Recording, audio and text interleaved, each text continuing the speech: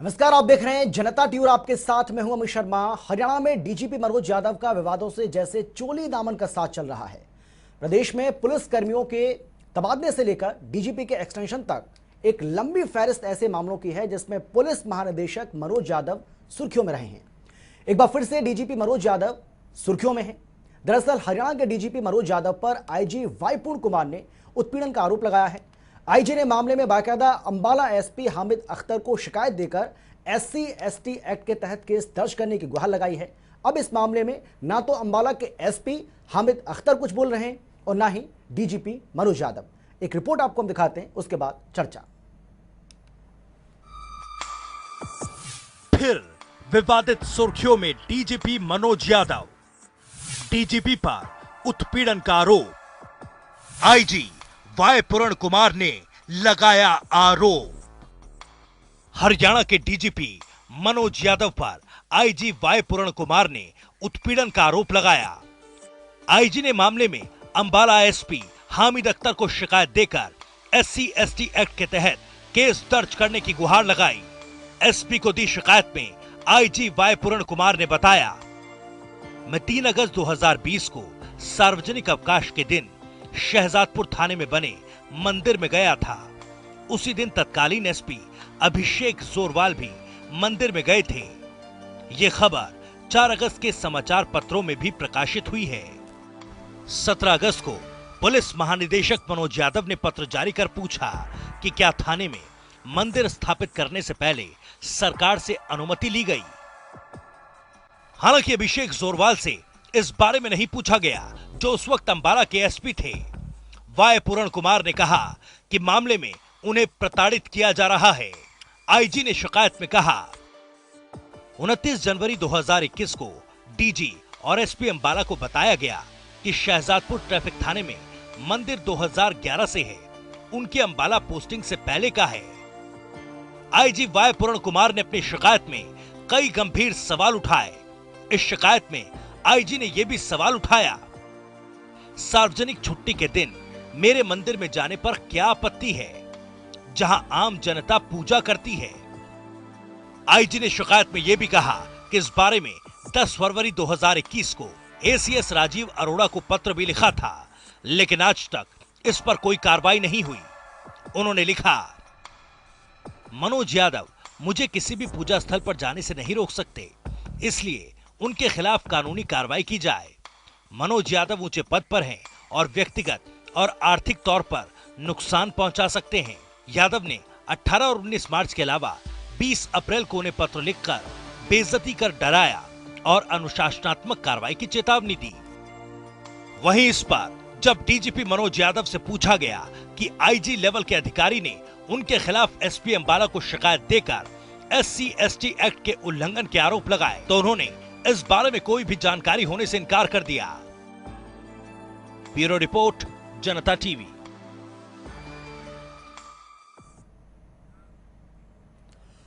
तो यही आज हमारी चर्चा का विषय है। इसी विषय को लेकर आज हम चर्चा करेंगे, लेकिन कौन कौन खास मेहमान हमारे साथ मौजूद हैं, सबसे पहले उनसे आपका हम परिचय करा देते हैं। हमारे साथ प्रवीण अत्रे साहब हैं, जो कि बीजेपी के प्रवक्ता हैं, बीजेपी की ओर से अपना पक्ष रखेंगे। इसके साथ ही हमारे साथ महिमा सिंह, जो कि कांग्रेस की प्रवक्ता हैं, वो भी हमारे साथ जुड़ गए हैं। और हमारे साथ हमारे संवाददाता पवन सिवर चंडीगढ़ से फोन लाइन पर मौजूद रहेंगे।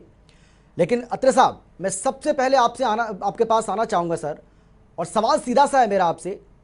इस तरीके से 2 सीनियर अधिकारियों की बातचीत पब्लिक डोमेन में आना, यह सवाल मैं आपसे इसलिए पूछ रहा हूं सर, क्योंकि पुलिस को जनता का रक्षक माना जाता है। अगर इस तरीके से सीनियर अधिकारियों की बातचीत पब्लिक डोमेन में आएगी, तो आपको नहीं लगता है कि पुलिस की छवि को कहीं ना कहीं गहरा धक्का लगता है, नुकसान पहुंचता है? ऐसा नहीं होना चाहिए, समाज में इसका गलत मैसेज जाता है। चर्चा कर रहे हैं, आपने ये बताया कि जो आईजी है वाई पूर्ण कुमार, उन्होंने एसपी अंबाला को एक शिकायती पत्र दिया। तो जब कोई शिकायती पत्र दिया जाता है तो स्वाभाविक है, आप जैसे जो मीडिया कर्मी है उनकी बाकायदा बीट होती है, तो उनकी जानकारी में तो ये बात आएगी। लेकिन यहाँ पे एक चीज बहुत इंपॉर्टेंट है, क्योंकि जिस पत्र का हवाला आईजी साहब के द्वारा दिया गया, मैंने वो पत्र पढ़ा है, जो डीजी साहब ने पत्र लिखा, मैंने वो पत्र पढ़ा है, मेरे पास कॉपी है, उम्मीद करूंगा शायद आपके पास भी होगी। उस पत्र में कहीं पे भी इस बात का उल्लेख नहीं है कि मंदिर में क्यों गए, पूजा क्यों की, इस बात का कहीं उल्लेख नहीं। बतौर डीजीपी उन्होंने केवल एक बात कही कि पुलिस रूल्स 1934 के पैरा 3.3 पार्ट 2 के अंदर ये स्पष्ट है कि किसी भी पुलिस स्टेशन में, पुलिस लाइन में, पुलिस चौकी में कोई भी पूजा स्थल नहीं बनाया जा सकता, और अगर कोई पूजा स्थल है तो उस रेंज के आईजी के जरिए उसकी पूरी डिटेल ऑफिस में भेजी जाए ताकि सरकार से उसकी अप्रूवल ली जा सके। मात्र ये बात है। अब इसके ऊपर किस तरह से बात कही गई, किस तरह से कही जा रही है, इस विषय में मैं इससे कुछ नहीं कह सकता, क्योंकि जो आईजी साहब ने निर्णय लिया है तो उनका व्यक्तिगत निर्णय है, तो वही बता सकते हैं कि उन्होंने इस पत्र को किस तरह से देखा और किस वजह से उन्होंने इस तरह का एसपी साहब के सामने पत्र भेजा। तो उस बारे में मैं नहीं कुछ कह सकता, लेकिन मेरी जानकारी में जो है वो मैंने आपको बताया। और जो सबसे बड़ी महत्वपूर्ण बात है अमित, हमारे देश के अंदर हम भगवान राम के पुजारी, हम भगवान राम को मानने वाले लोग हैं, भगवान राम हमारा इष्ट है, और भगवान राम के जो गुरु हैं महर्षि वाल्मीकि। तो कहीं ना कहीं हमें इन बातों को समझना चाहिए कि हमारे देश के अंदर सभी को अधिकार है। उसके बावजूद भी शिकायत की जा रही है और उनको ऐसा लगता है उस बारे में मैं इसलिए कुछ नहीं कह सकता कि वो आईजी साहब खुद बताएंगे, लेकिन जो अत्रे साहब मैं आ रहा हूँ आपके पास। ठीक है अत्रे साहब, मैं एक बार फिर से आपके पास आऊंगा। महिमा सिंह जी भी हमारे साथ हैं, कांग्रेस की तरफ से, कांग्रेस के प्रवक्ता हैं। मैं आ रहा हूं महिमा सिंह जी आपके पास भी, लेकिन उससे पहले हमारे संवाददाता पवन सिवर भी हमारे साथ जुड़े हुए हैं फोन लाइन पर। पवन, मैं आपके पास आना चाहूंगा, किस तरीके से इस पूरे मामले को देखा जाए, क्योंकि ये पहली बार तो है नहीं, इससे पहले भी डीजीपी मनोज यादव लगातार सुर्खियों में रहे। इससे पहले चाहे वो एक्सटेंशन को लेकर हो उनके, या पुलिस कर्मियों की जिस तरीके से ट्रांसफर पोस्टिंग को लेकर हो, या बहुत सारी चीजें हैं जो देखने को मिली हैं, और मनोज यादव का जिक्र बार बार होता रहा है। ऐसा क्यों है?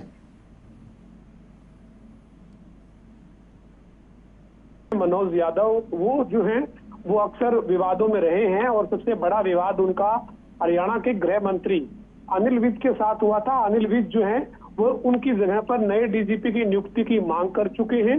साथ ही साथ अनिल विज जो गृह मंत्री हैं वो उनको नॉट कॉम्पिटेंट अधिकारी बता चुके हैं। उनका ये मानना है कि डीजीपी मनोज यादव जो हैं और नॉट कॉम्पिटेंट अधिकारी हैं। साथ ही साथ जो आईपीएस अधिकारी है श्रीकांत जाधव, जो नारकोटिक ब्यूरो के इंचार्ज हैं, वो आरोप लगा चुके हैं, वो हरियाणा के गृह मंत्री को, गृह सचिव को चिट्ठी लिख चुके हैं कि नारकोटिक्स ब्यूरो के उनको प्रमुख उनको बनाया हुआ है, लेकिन संसाधन उनको डीजीपी महोदय की तरफ से उपलब्ध नहीं करवाए जा रहे। मनोज यादव डीजीपी के ऊपर इससे पहले आईपीएस अधिकारी श्रीकांत जाधव आरोप लगा चुके हैं। अब आरोप लगाया है आईपीएस अधिकारी, आईजीपी रैंक के अधिकारी वाई पूर्ण कुमार ने। वाई पूर्ण कुमार का आरोप परवीन अत्रे जी कह रहे हैं कि एक मंदिर में जाने का विवाद है, या इस चिट्ठी में वो एक हवाला दे रहे हैं। ठीक है अत्रे साहब आपको पूरा मौका दिया जाएगा जवाब देने का, पहले सुन लीजिए। दर्ज किया जाए। अत्रे जी, वाई पूर्ण कुमार कहते हैं कि SC/ST एक्ट का मुकदमा प्रदेश के डीजीपी के खिलाफ दर्ज किया जाए। अब आप ये जवाब दीजिए कि अब अगर आपके पुलिस के अफसर जो आईजी रैंक के हैं वो अपने डीजीपी के खिलाफ SC/ST एक्ट का मुकदमा दर्ज करवाने की बात कर रहे हैं, आखिरकार ये नौबत हरियाणा पुलिस के सामने, हरियाणा पुलिस प्रमुख के सामने क्यों आके खड़ी हुई? क्या सरकार एक चिट्ठी पढ़कर ये कहे, यानी आप पार्टी के सरकार के प्रवक्ता के नाते केवल ये कहें कि इस चिट्ठी में ये है, हम भगवान राम को मानते हैं, भगवान राम के गुरु वाल्मीकि हैं। आप ये बताइए, लॉ एंड ऑर्डर के ऊपर लोग कैसे भरोसा करेंगे जब एक आईपीएस अधिकारी डीजीपी के खिलाफ SC/ST एक्ट का मुकदमा दर्ज करवाने की बात कर रहे हैं? बिल्कुल, मैं जवाब देता हूँ। देखिए पवन जी, पहली बात तो ये है कि मैंने एक बार भी ये नहीं कहा कि मंदिर में जाने का विवाद। मैंने ये कहा कि जो डीजीपी साहब ने जो पत्र लिखा है उस पत्र में क्या कहा गया है, मैंने वो बताया कि उसमें कहीं से भी मंदिर जाना या क्यों जाना या पूजा क्यों करना, ऐसी किसी बात का जिक्र नहीं है, नंबर एक। दूसरी बात, जो आपने कहा कि आईजी साहब ने शिकायत दी है, मैंने ये भी स्पष्ट किया कि आईजी साहब ने अपने व्यक्तिगत कैपेसिटी के अंदर उस पत्र की व्याख्या किस तरह से करके शिकायत दी है, ये उनका व्यक्तिगत विषय है, उसके ऊपर मैं कुछ नहीं कह सकता। व्यक्तिगत विषय कैसे कह सकते हैं आप अत्रे साहब इसको? व्यक्तिगत विषय ये बात आप 2 मिनट में पवन जी, मैं उसी बात पे आ रहा हूँ। बतौर वाई पूर्ण कुमार उन्होंने उस पत्र की व्याख्या किस तरह से करके शिकायत दी है उनका व्यक्तिगत विषय है, लेकिन अब बात आती है वो जो जिसका जिक्र आपने किया, आपने ये कहा कि 2 पुलिस अधिकारियों ने विवाद। देखिए ऐसा पवन जी, मैं आपसे भी निवेदन करूंगा कि एक डीजीपी जिनकी जिम्मेदारी है, पद की जिम्मेदारी है कि उनके अधीन आने वाले जो पुलिस स्टेशन है या पुलिस लाइन्स है, और अगर कानून में कोई हवाला नहीं दिया गया किसी भी पूजा स्थल का, और अगर वो पत्र लिख के ये जानकारी मांगते हैं कि भाई अगर कोई ऐसा पूजा स्थल है तो उसकी डिटेल आप हमारे पास भेज दीजिए, हम सरकार से उसकी अप्रूवल की बात कर लेते हैं, तो ये तो उनकी ड्यूटी का एक हिस्सा है। उन्होंने अपनी ड्यूटी का हिस्सा ये पूजा स्थल भाई पूर्ण कुमार जहाँ गए थे शहजादपुर के पुलिस थाने में, वहाँ अकेले में है क्या? डीजीपी साहब ने पूरे हरियाणा से जहाँ जहाँ थानों में मंदिर बने हुए वहाँ की जानकारी क्यों नहीं मांगी? भाई पूर्ण कुमार जिस मंदिर में गए थे उसी की जानकारी किस लिए मांगी गई? क्या पूरे प्रदेश के अलग अलग थानों में मंदिर नहीं बने हुए हैं? पवन जी, फिर आप बहुत जल्दी कर गए हैं। जो पत्र डीजी साहब ने लिखा है वो पत्र लिखा है आल पुलिस ऑफ हरियाणा, वो अकेला अम्बाला का नहीं है। मैं आपको पत्र की कॉपी भेज रहा हूँ, एक बार पवन जी आप उसको पढ़ लीजिएगा जरा, मेरा निवेदन है। ये मामला हरियाणा के गृह मंत्री अनिल विज के भी संज्ञान में पहले आया था, जब डीजीपी ने इसका जिक्र किया था। उस वक्त अनिल विज जो हरियाणा के गृह मंत्री हैं उन्होंने भी कहा था कि इसकी डिटेल मंगवाई जाए, लेकिन वाई पूर्ण कुमार के ऊपर जिस तरीके से निशाना बनाकर डीजीपी ने उनसे जवाब मांगा, बार बार उनको जो है वो चिट्ठी लिखी गई। वाई पूर्ण कुमार का आरोप है, मेरा आरोप नहीं है। वाई पूर्ण कुमार कहते हैं उनका उत्पीड़न हो रहा है।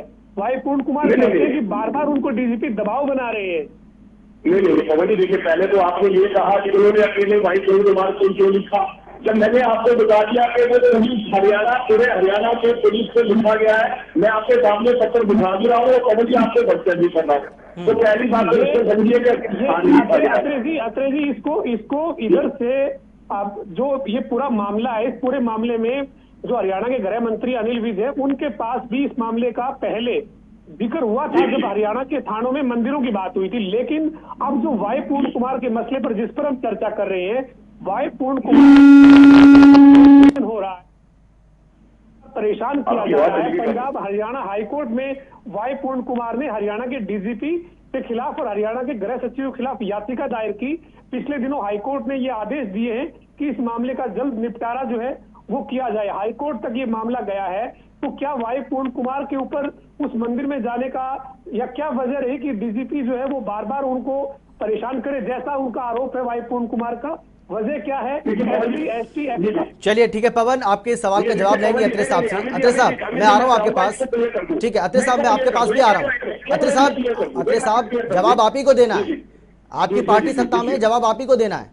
लेकिन महिमा सिंह जी भी बहुत देर से इंतजार कर रही हैं, उनकी बात भी हम सुन लेते हैं, वो क्या कहना चाह रही हैं। महिमा सिंह जी, आप कैसे देख रही हैं पुलिस प्रमुख और एक सीनियर अधिकारी के बीच के इस विवाद को? कांग्रेस पार्टी कैसे देख रही है? अमित जी, इस चर्चा पे आने से पहले मेरी जो राय थी वो तो मैं रखूंगी ही जी, लेकिन इस चर्चा पे आने के बाद और पिछले करीब 10-15 मिनट से जो मैं देख रही हूँ अपने समक्ष, ये बहुत ही दिलचस्प है कि किस प्रकार से जो सत्तारूढ़ पार्टी है वो डीजीपी का बचाव करने की, उसकी वकालत करने की कोशिश कर रही है। आखिर क्यों? यहाँ पर डीजीपी के वकील तो नहीं है, भाजपा सत्तारूढ़ पार्टी डीजीपी की वकील तो नहीं है। पहले उनकी एक्सटेंशन का मामला, उसके बाद अभी जो यहाँ पर ये मौजूदा मामला है, यदि इस मसले में वाकई कोई कंटेंट होता ही नहीं तो हाई कोर्ट उसको सिरे से खारिज करती और स्टैंड ही नहीं करने देती। ये समझने वाली बात है कि यदि हाई कोर्ट में मामला स्टैंड किया और उसमें ये कहा गया कि 3 महीने के अंदर अंदर वाई पूर्ण कुमार जी की जितनी भी शिकायतें हैं उन सब का कानून नीतिगत तरीके से उसका निपटारा किया जाए, तो ये हाई कोर्ट ने कोई ना कोई उसमें मादा देखते हुए ये कहा। दूसरी बात ये देखने वाली है इसमें अमित जी कि आज ही हमारे शिक्षा मंत्री कंवरपाल गुर्जर जी का बयान आया है जिसमें उन्होंने कहा है कि मुख्यमंत्री तो 144 के दायरे में नहीं आते। तो यही सोच रखने वाली जो ये सत्तारूढ़ पार्टी है वो ही पार्टी का शायद ये कारनामा है कि एक एफआईआर दर्ज नहीं हो पा रही है जब इस प्रकार की ग्रीवेंस एक ऑफिसर को, अब सोचने वाली बात एक और है यहाँ पर, विचाराधीन हम सबके होनी चाहिए कि कोई व्यक्ति जब आईएएस ऑफिसर बनता है, आईपीएस ऑफिसर बनता है, बहुत मेहनत करके, कई कई सालों की दिन और रात की नींद गंवा करके, तो क्या वो इसलिए आईएएस या आईपीएस ऑफिसर बनता है कि वो उस पद पर आने के बाद या उस दायरे में आने के बाद SC/ST एक्ट जैसी चीज का हवाला देगा? या सीधा सवाल ये है, तो वो महिला साहब, सीधा सवाल ये है महिमा जी का, ऐसा कभी नहीं होता है। क्या डीजीपी के खिलाफ जो शिकायत दी गई है आईजी की ओर से, क्या वो एफआईआर दर्ज की जाएगी या फिर नहीं? सीधा सवाल है कांग्रेस पार्टी का आपसे। मैं पहले तो महिमा जी की सभी बातों का जवाब दूंगा अमित। एक तो महिमा जी ने विशेष तौर पे मंत्री जी के बयान का जिक्र करते हुए मुख्यमंत्री जी पे आक्षेप लगाया, और उन्होंने ये आक्षेप, मुझे समझ में आ रहा है क्योंकि जिस तरह से हिसार में जुड़ा, उसके बाद कांग्रेस ज्ञापन देने गई। मैं केवल इसका निवेदन, मुद्दे पर आइए अत्रे साहब। आप जानते हैं आपके बहुत ज्यादा समय नहीं होता है इस डिबेट के अंदर, बहुत कम समय होता है। हम चाहते हैं सारे विषय हैं जी, जल्दबाजी ना करें, मैं पूरा कर रहा हूँ। हाँ बोलिए। और शैलजा जी, राजीव गांधी जी की पुण्यतिथि में शैलजा जी गई थी, वो फोटो एक बार देखने की बहन जी को समझ में आ जाएगा तो वो क्या होता है, पेड़ का क्या होता है, उसको शैलजा जी पे ये होना चाहिए। उसको लेकर अत्रे साहब, उसको लेकर कल डिबेट हो चुकी है, उसी विषय को लेकर कल डिबेट की थी हमने। भाई आप राइट खराब कर रहे हो। हाँ ठीक है, बोलिए आप विषय पर आइए सर। जी, मैं डीजीपी साहब का बचाव नहीं कर रहा हूँ बहन जी, मैं केवल फैक्ट्स बता रहा हूँ कि चिट्ठी में डीजी साहब की क्या लिखा हुआ था। मैंने केवल इतना बताया, मैंने तो बचाव नहीं किया। उनके सवाल का जवाब तो दे दिए सर। वो सवाल ये पूछ रही हैं अत्रे साहब, उनका सीधा सवाल ये है कि क्या डीजीपी के खिलाफ जो शिकायत दी गई है आईजी वाईपूल की तरफ से, क्या वो एफआईआर दर्ज होगी भी या नहीं होगी? क्योंकि उनका ये मानना है, उनकी ये मांग है कि SC/ST एक्ट के तहत मामला दर्ज होना चाहिए। क्या मामला दर्ज होगा या नहीं, ये कांग्रेस पार्टी का सीधा सवाल है। चलिए, इस आपने सवाल पूछ लिया, मैं जवाब दे देता हूँ। देखिए, पहली चीज तो ये है कि मैंने बड़ा स्पष्ट कहा कि जो चिट्ठी और चिट्ठी में जिन बातों का जिक्र, उसमें कहीं की मुझे तो लगा नहीं, बाकी जो कानून है, राज्य सरकार जो है जांच करती है, कानून की व्याख्या होती है, और अगर कहीं कानून टूटता है तो ये वो सरकार है तुरंत उस पर एक्शन लेती है। ये हमारे सामने बहुत सारे उदाहरण हमारे सामने पड़े हुए हैं। लेकिन मैं फिर ये बात कहूंगा कि जिस तरह से बात कही गई है, पहला सवाल तो ये कि आईजी साहब ने डीजी साहब की चिट्ठी की व्याख्या किन ढंग से की है, इसका जवाब तो खुद आईजी साहब दे सकते हैं। लेकिन चिट्ठी में क्या है वो मैंने आपको बता दिया, क्योंकि हमारे देश के अंदर भाई सबसे पहला अधिकार ये SC/ST वाले भाइयों को मंदिर जाने का, क्योंकि मैं ये बात की तो भगवान राम के गुरु से हम तो उनको पूछते हैं। तो इस तरह की बात करना कोई राजनीति साहब, एक छोटा सा सवाल मेरा है, उसके बाद मुझे पवन के पास जाना है। एक छोटा सा सवाल मेरा आपसे ये है, डीजीपी अक्षम है, मुझे एक बिंदु ठीक है महिमा जी, मैं आऊंगा आपके पास भी, आऊंगा मैं आपके पास भी। डीजीपी अक्षम है, ये गृहमंत्री साहब कह चुके हैं। डीजीपी कानून व्यवस्था को नहीं संभाल सकते हैं, उनका एक्सटेंशन नहीं होना चाहिए, ये अनिल विज कह चुके हैं। ये सब पब्लिक डोमेन में, मैं अपनी तरफ से कुछ नहीं कह रहा हूं, ये आप भी जानते हैं सर। लेकिन अब अगर किसी सीनियर अधिकारी ने सवाल खड़े किए हैं उसी डीजीपी के ऊपर जिनको आप इससे पहले अक्षम मानते रहे, कानून व्यवस्था वो नहीं संभाल पाते, ऐसा आरोप आप लगाते रहे, लेकिन अब अगर एक किसी सीनियर पुलिस अधिकारी ने इस तरीके के गंभीर आरोप लगाए तो इस मामले की जांच आप क्यों नहीं करना चाहते हैं? एफआईआर आप क्यों नहीं दर्ज करना चाहते हैं उन्हीं डीजीपी के खिलाफ जिनको लेकर इससे पहले सवाल आप उठाते रहे? मैंने कब कहा हम जांच नहीं करना चाहते, मैंने कब कहा हम एफआईआर नहीं करना चाहते? अभी 1 मिनट पहले तो मैं कह के रखा हूँ कि सरकार जांच करती है और जहां अगर कोई कमी पाई जाती है तुरंत उस पर कार्रवाई करती है।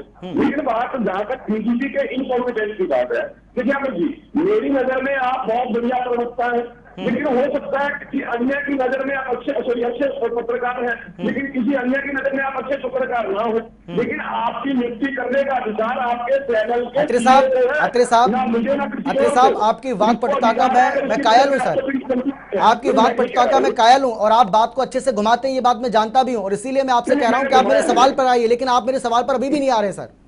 बताइए आपका सवाल दोबारा बता दीजिए साहब। सवाल मेरा सीधा सा आपसे यही है कि जिस डीजीपी को लेकर इससे पहले आप लगातार सवाल खड़े करते रहे, अब उसी डीजीपी को ऐसा क्यों लग रहा है लोगों को, या उन पुलिस अधिकारी को जिन्होंने आरोप लगाए डीजीपी के खिलाफ, क्या बचाने की कोशिश कर रहे हैं उनको?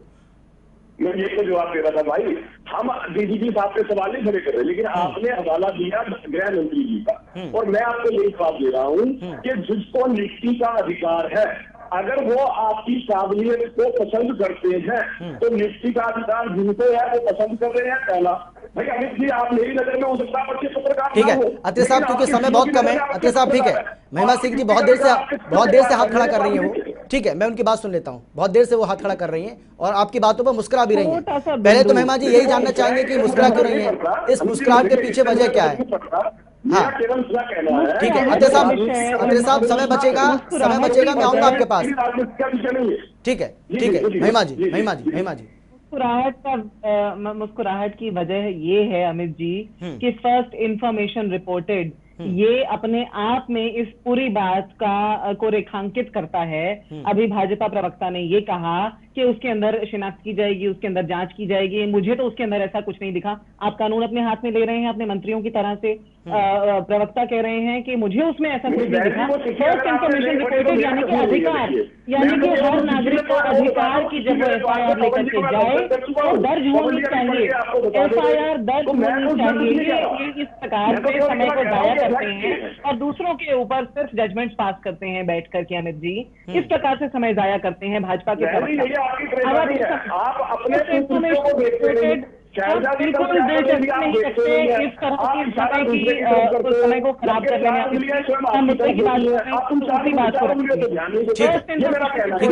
एकदम से रिपोर्ट की जानी चाहिए, दोनों के पास आऊंगा मैं, समय रहा हूं। ठीक है मैं आता हूं आपके पास। समाज का एक है, जैसा मैंने पहले कहा कि कोई आईएएस या आईपीएस ऑफिसर इसलिए आईएएस आईपीएस नहीं बनता है रातों की मेहनत अपनी लगा करके कि वो वहां जाकर के इस तरह की फर्जी शिकायतें दर्ज करेगा। जिस पर बीतती है जिस तन लागे सो तन जाने।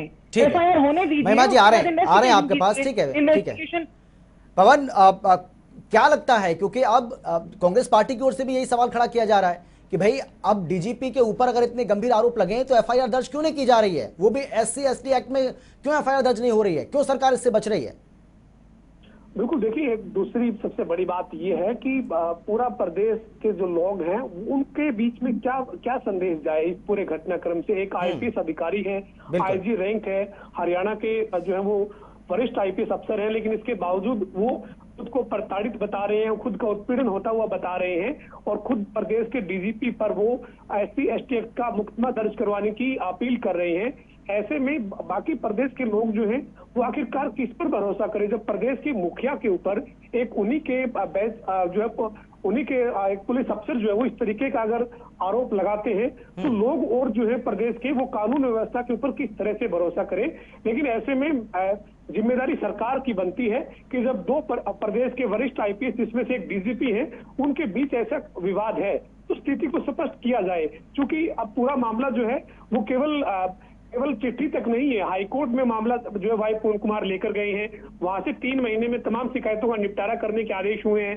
साथ ही वाई पूर्ण कुमार ने यहां तक कहा है कि जब तक इन पूरे शिकायतों का निपटारा नहीं हो जाता है तब तक उनकी जो एसीआर है वो डीजीपी की तरफ से ना बनाई जाए। ये अपील जो उन्होंने कोर्ट से की थी।